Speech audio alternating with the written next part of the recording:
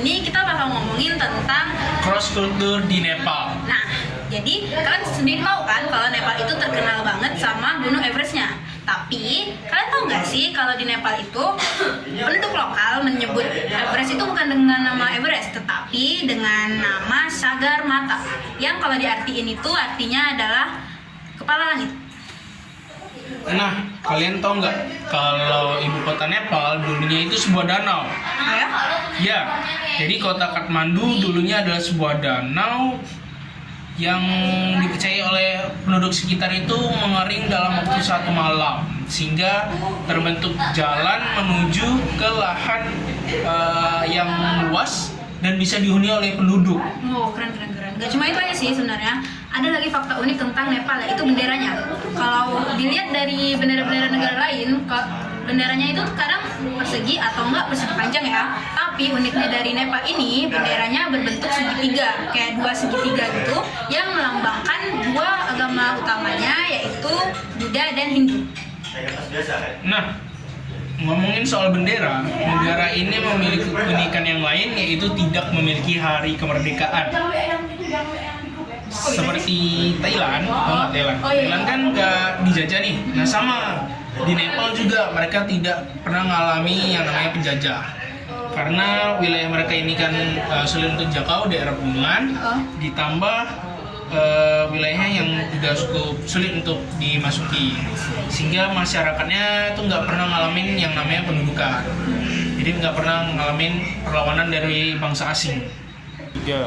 Sehingga Nepal disebut sebagai negara yang tertua di Asia Selatan. Lanjut ya. Sekarang tentang olahraganya. Kau tahu kan, Dik, olahraga polo kuda? Tahu? Nah, ya, kayak main golf tuh ya, yang bolanya di. Nah, iya benar. Yang kayak di sorong-sorong itu kan. Tongkat. Bener, kayak golf tapi di atas kuda gitu kan. Di Nepal ini ada uniknya lagi. Mereka punya sejenis olahraga polo, tapi nggak pakai kuda. Instead of pakai kuda, mereka malah. Nah, beralih ke topik olahraga ya. Lo tau nggak sih sama olahraga polo kuda? Tahu? Nah, di Nepal ini ada suatu keunikan di mana biasanya kan kalau polo kuda itu menggunakan kuda ya sebagai kayak untuk ditunggangi gitu. Tapi di Nepal mereka menggunakan gajah yang notabene itu 2 kali ukuran dari kuda. Jadi jadi tuh olahraganya jadi lebih sulit, dan karena unik banget.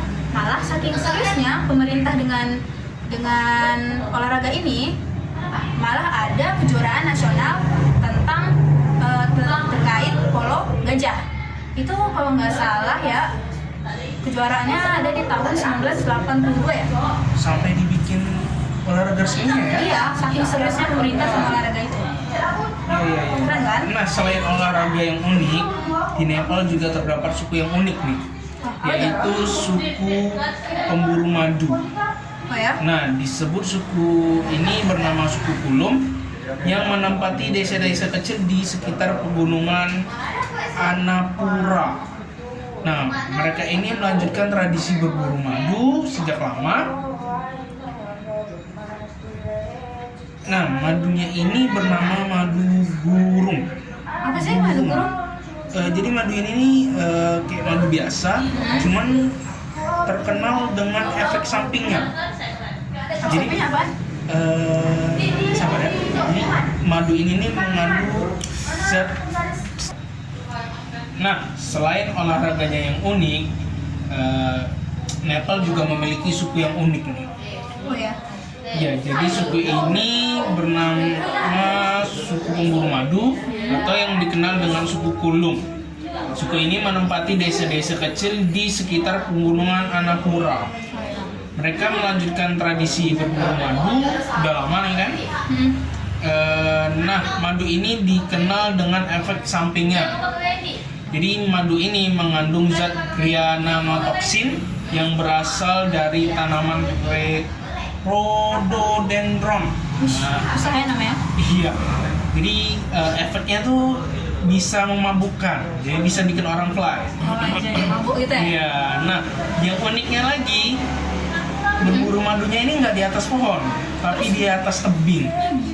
Di tebing-tebing curam itu, yang di atas tebing curam itu kan, mereka manjat dari bawah buat ngambil madunya. Jadi bisa dibayangin tuh, ngambil madunya kalau kepleset kan bisa jatuh tuh terbang. Makan madunya bisa terbang juga. Mantap. Aduh, Resikonya gede ya berarti. resikonya besar. Oke. Itu aja nih. Iya. Oke, lanjut ya. Dan sekarang kita beralih ke topik lanjut ya. Sekarang kita ngomongin tentang makanan. Kalian penasaran nggak sih sama makanan-makanan yang ada di Nepal? Di Nepal ini makanannya cukup banyak variasi dan juga enak-enak nih. Tapi kali ini kita bakal bahas salah satunya yaitu dalbat. Pantu. Dalbat ini basically itu mirip sama sejenis nasi campur kalau di Indonesia. Jadi isinya itu terdiri dari nasi dan berbagai jenis lauk pauk yang beberapa isinya itu sup kacang, kari-kari ayam, lalu ada acar atau itu sejenis sambal fermentasi dan apa ya namanya kayak kerupuk dan ada semacam papat atau itu mirip-mirip lah sama kayak kerupuk opak gitu kalau di Indonesia. Iya. Terus nggak hanya olahraga dan makanannya nih yang unik. Oh ya? Tempat wisatanya juga unik. Everest ya? Bukan Everest. Terus apa dong? Jadi nama tempat wisatanya ini adalah Jalur Grilia. Jadi ceritanya sekitar tahun 1996 sampai 2006 itu Nepal pernah ngalamin yang namanya perang sipil. Nah, jalur gerilya yang dipakai oleh para pemberontak ini dijadiin tempat wisata sama pemerintahnya, bahkan resmi. Dan jalur-jalur ini dipastikan 100% akurat dengan yang pernah dilalui oleh para gerilyawan ini. Unik ya, unik. Nah, begitulah beberapa keunikan dari negara Nepal. Nah, banyak banget kan keunikan dari negara Nepal ini. Nah, mana tahu kalian habis nonton video ini pengen ke Nepal? Ayo. Siapa yang tertarik? Bareng-bareng ya kita. Yoi. Ya. Itu aja. Sekian. Namaste. Namaste. Bye.